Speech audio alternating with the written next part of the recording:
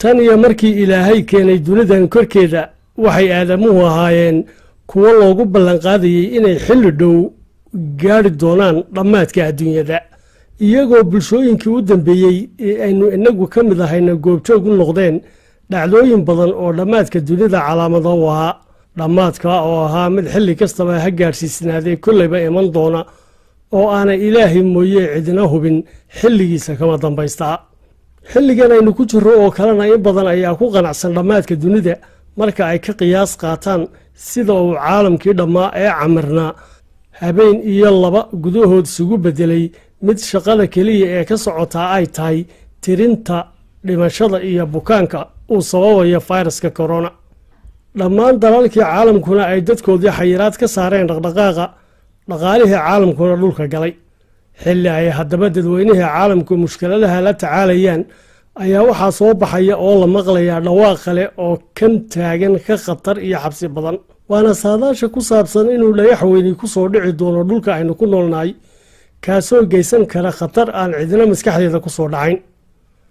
xilli kasta dadkii dunidan ku noolaa waxay saadaalinayeen dhammaadkeeda haba ugu badnaadeen dadweynihii noolaa qarniyadii dhexe ee taariikhda milaadigiye iyadoo tusaale ahaan ay dadka mar aaminsanaayeen in dhammaadka dunidu ku beegan yahay sanadka 1730 taariikhda milaadiga xilliyo badan oo dambena ay hadba sanad qabsanayeen laakiin awoodda iyo ogaanshaha xilliga ay dhacaysaaba ay gacanta ilaahay uun ku jirtay iyadoo allaha weyn ee koonkan abuurtayna uu cidduu doonana adeegsan karo oo askar ka dhigan karo maalmihii ugu dambeeyena ay saxaafadda caalamiga iyo hay-adaha qaabilsan sahaaminta hawada sare si weyn uga wada hadlayeen dhagaxa weyn ee ku soo jihaysan dhanka dhulka kaasoo balliciisa lagu sheegay ilaa 4 kilomitir duqayna doona dhulka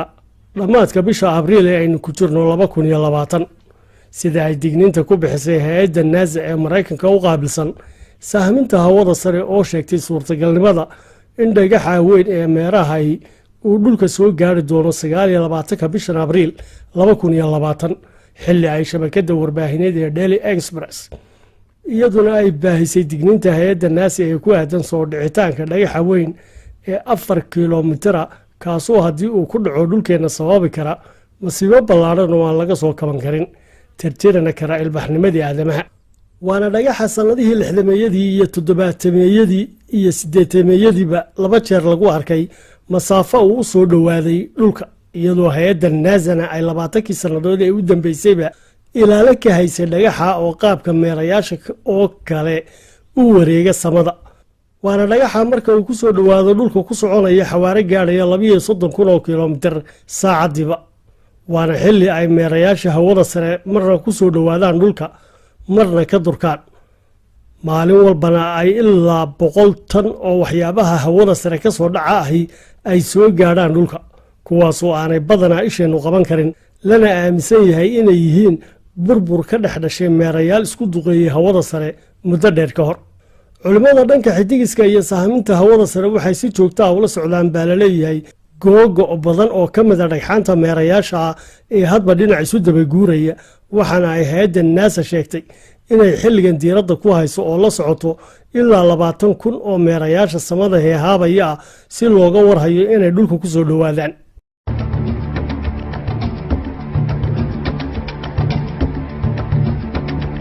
dhacdo loo arkayay inay tahay tii ugu horreysay ee nooceeda ayaa mid ka mid a kubadda cagta lagu ciyaaraa waxay duqaysay oo dusha kaga soo dhacday daaqadda muraayadda ee xarunta dayax-gacmeedyada hawada sare taasina waa arrintii hadda ka hor la baahiyey qisadeeda ee ku saabsanayd in hawada sare laga helay kubadda cagta oo la waayey muddo 30 sannadooda ka hor laakiin arrimahaas oo dhammi uma ekeen xaqiiqooyin waxaase goor dambe xaqiiqda qisadaas soo bandhigtay hay-adda NASA ee sahaaminta hawada sare u qaabilsan dalkaasi Maraykanka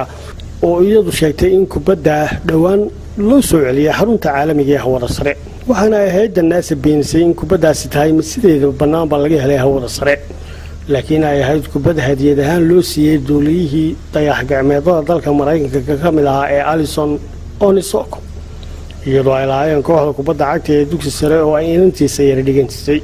kaasoo deris la ah xarunta sahaaminta hawada sare ee Lyndon B. Johnson waxaana duuliya Onisoko ka mid ahaa 7 ceerbixiyeen ee ku dhintay shilkii dayax-gacmeedkii Challenger ee ku beegnaa bishii January sanadkii 1986 kaasoo qarxay wax yar kabacdi markii uu goostay qaraxa kabacdina kubaddii waxaa dib loogu soo celiyey iskuulkii hadiyadda uu bixiyey halkaasoo ay taallay muddadii 30 sannadood ahayd ee lasoo dhaafay kadibna waxaa dhowaan kubaddii dib iskuulka uga soo qaaday cerbixiyeenka kale ee Shane Bekro oo inankiisu dhigtay isla iskuulkaas kaasoo u qaaday xarunta dayax gacmeedada hawada sare ee dalka Mareykanka isagoo ka wakiil ah cerbixiyeenkii hore ee Onisoko waxaana la arkayay muuqaallo iyo sawirro muujinaya kubadda oo dhex taala dayax gacmeed hawada sare dhex maahaya allahayow cadiimow casiisow jabbaarow rabbigii candhuuftiiyo cadyar naga abuurow kaan caabudnaayeen ciidda ugu sujuudnow caam ahaan adduunkii cudur baa haleelo cududda iyo xooggii hub caddaanu haysto laysaga cabsiiyiyo culimmadii aqoontiiyo colkii saynisyahankiiyo cilmi baadhayaashii xag kastaba u cararo weli way cakirantee cabsi badanihiiyow cadaab iyo jannaalow ciirdarroorshihiiyow carradoo mid dhimatee dibisoo cagaarshow carruur koryihiiyow risa cayimihiiyow cidduu rabo u buuxshow calaacalaha taagnay caafimaad sareecana nagu caymi eebbow